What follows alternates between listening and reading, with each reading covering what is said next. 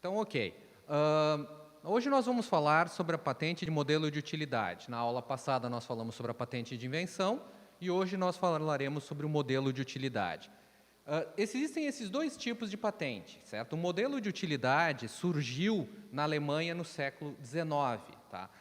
Foi uma exigência dos industriais daquele país, tá, para proteger criações que teriam vantagens técnicas, teriam um valor econômico agregado, mas que não satisfariam os requisitos para receber uma patente de invenção. Então, seriam criações que, na verdade, não teriam proteção no ordenamento jurídico.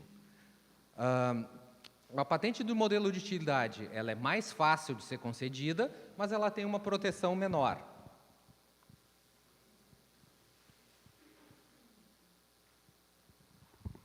No Brasil, que é um dos países que adota o modelo de utilidade, não são todos que têm patente de modelo de utilidade, isso é regulado pela Lei 9279/96, que é a Lei da Propriedade Industrial. Então, qual é a definição no modelo de utilidade? Tá? É patenteável como modelo de utilidade, objeto de uso prático ou parte deste, suscetível de aplicação industrial, que apresente nova forma ou disposição, envolvendo ato inventivo, que resulte em melhoria funcional no seu uso ou em sua fabricação. Então, a primeira coisa que a gente tem que ver é que o modelo de utilidade é uma patente de forma, ela é a forma de um objeto. Então, não é protegível por modelo de utilidade criações que não têm uma forma física definida. Por exemplo, uma composição, um medicamento, um software, um processo industrial. Esse tipo de criação só pode ser protegido por patente de invenção, não por modelo de utilidade. Então, para ter uma ideia do que é um modelo de utilidade, na aula passada eu falei sobre o telefone de Graham-Bell, que seria uma invenção. Ele é uma tecnologia nova que permite ter um efeito novo, que é transmitir a voz à distância. Mas esse telefone tinha um problema, certo? Como vocês podem ver nessa figura, alguém usando o telefone teria que usar duas mãos. Ele teria que segurar o microfone perto da boca e ele teria que pegar o alto-falante próximo ao ouvido. Então, ele teria que usar as duas mãos para usar o aparelho. Em 1927, a Western Company, que era a titular da patente do telefone, fez uma modificação na estrutura do aparelho. Ele juntou o microfone e o fone numa única peça. O aparelho continua funcionando exatamente do mesmo modo. O princípio de funcionamento é o mesmo. Mas o que aconteceu quando eles juntaram essas duas peças numa única? Ele passou a ser mais prático, ele passou a ser mais fácil de ser utilizado pelo usuário. Agora, uma pessoa pode telefonar utilizando uma mão só, não as duas. Isso seria uma patente de modelo de utilidade. Então, quais são os requisitos? Se nós olharmos no artigo, nós vamos ver que ele tem que ter aplicação industrial, ele tem que ter novidade, ato inventivo e melhoria funcional. Esses são os requisitos para a concessão de uma patente de modelo de utilidade. A aplicação industrial é exatamente a mesma de uma invenção, tá? Porque ambas são criações técnicas, são criações utilitárias. Novidade, também, na lei ela é definida exatamente no mesmo artigo. A mesma novidade que vale para uma invenção, vale para um modelo de utilidade. Tá, então, a novidade ela é aferida com relação ao estado da técnica, que é toda a tecnologia existente anteriormente. Existem duas peculiaridades na questão da novidade para o modelo de utilidade. Primeiro é que a forma o objeto em si não é novo. Tá? O que é novo é a forma aplicada ao objeto.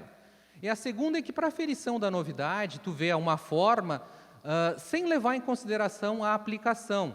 Então, por exemplo, um grampo para cabelo poderia servir de anterioridade para um grampo para segurar papel, contanto que eles tivessem a mesma forma. As aplicações são diferentes, mas o fato da forma ser diferente, ser igual, aliás, já faz com que comprometa a novidade. Ato inventivo. Aqui começa a ter a diferença. O ato inventivo é exatamente a mesma natureza de uma atividade inventiva, só que o grau é menor. Existe um requisito de menor inventividade. Os franceses costumam chamar a patente de modelo de utilidade de petit brevet, porque ela é uma patente menor. O ato inventivo ele tem uma consequência imediata. Se uma proteção de qualquer patente ela é relacionada diretamente à atividade inventiva. Então, se o ato inventivo é menor, significa que a proteção de uma patente de modelo de utilidade também é menor do que uma de uma invenção. O escopo da proteção, o alcance dela é menor do que uma de invenção. Como é que se verifica a existência de ato inventivo? As diretrizes de exame de patentes do INPI, o Instituto Nacional da Propriedade Industrial, nos dizem que o parâmetro objetivo para tu saber se existe ato inventivo é o último requisito, que é a melhoria funcional. Se essa nova forma propiciar a melhoria funcional, considera-se que o ato inventivo está presente. Só que o artigo 9º da lei nos diz que a melhoria funcional ela pode ser no uso ou na fabricação. E a melhoria funcional no uso, normalmente ela pode significar uma melhor comodidade ou praticidade para o usuário. Aqui nós temos o exemplo de um teclado ergonômico, que ele funciona exatamente igual a um teclado comum. O que existe é uma nova disposição das teclas, uma modificação na forma do objeto, que ele fica mais cômodo para o usuário. E, na verdade, ele fica mais eficiente também. Aquela disposição de teclas comum, que a gente conhece como QWERTY, que é aquela disposição comum, as pessoas acham que ela é a mais eficiente, é justamente o contrário. Ela é a mais ineficiente. Ela foi criada para digitação em máquina mecânica. Então, o que aconteceria? Se tu digitar muito rápido, as teclas acavalam. Então, justamente, ela foi feita para ser a mais ineficiente possível. Então, ela pode ser uma melhoria de uma melhor comodidade e praticidade para o usuário, ou ela pode ser uma melhoria no uso, na própria eficiência do objeto. Eu botei aqui o exemplo de uma hélice de um barco. Eu posso ter uma modificação na forma da hélice que ela se torne mais eficiente, ela empurre um volume maior de água e ela provoque uma maior propulsão no barco. Mas a melhoria também pode ser na fabricação. Uma melhoria na fabricação, ela não tem vantagem nenhuma para o usuário final. Tá? Ela tem, na verdade, uma vantagem pro fabricante. Isso aqui é uma patente que nós fizemos de um rolo de pintura. Isso se chama rolo gaiola. É esse rolo que tem umas hastes ligando um rolete ao outro. Esse rolo normalmente era fabricado manualmente. O cara botava a haste, encaixava, prensava e montava isso aí. Foi criada uma máquina para fazer uma montagem automática desse rolo. Do que é a patente? Isso é uma outra coisa que é interessante do artigo. O artigo diz que o modelo de utilidade pode ser um objeto ou parte de um objeto. Na verdade, aqui nós temos parte de um objeto. A patente não é do rolo, é do mancal, que é essa parte que gira onde fica o rolete de pintura. Foram colocadas essas aletas do lado do cubo de giro, que elas não têm vantagem nenhuma para o usuário, elas são para máquina. Elas são para ser mantidas no transporte durante a máquina e para ser feita a montagem. Então, aqui, só para finalizar, eu fiz aqui uma diferença entre uma patente de invenção e uma patente de modelo de utilidade. Isso aqui é uma máquina agrícola que é para distribuir componentes granulares no terreno, fertilizantes, insumos agrícolas. O objetivo dessa patente americana era fazer com que essa distribuição fosse feita de vários elementos diferentes. Então, se criou dois reservatórios, um externo e um interno.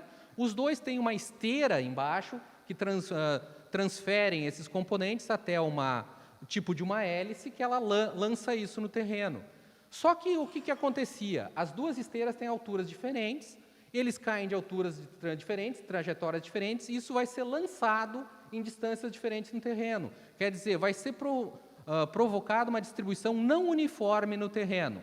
A patente brasileira, que é uma patente de modelo de utilidade, é exatamente igual. Um reservatório principal, um reservatório secundário, duas esteiras, só que vocês podem ver aqui que a diferença é que a esteira na patente brasileira foi recuada. Ela não lança o produto diretamente em cima da hélice. Ele lança o produto em cima da esteira de baixo, e a esteira de baixo é que vai lançar isso na hélice. Isso vai fazer com que eles caiam na mesma altura e que isso provoque uma distribuição mais uniforme no terreno. Então, uma patente de invenção é uma nova funcionalidade e o modelo de utilidade protege uma melhoria numa funcionalidade que já existe. Então, perguntas? Alguém tem dúvidas? Então, muito obrigado. Aqui está meu e-mail. Se alguém tiver uma dúvida ou se quiser que eu mande o material, eu posso mandar. Na próxima aula, nós veremos, então, contrafação de patentes. Muito obrigado.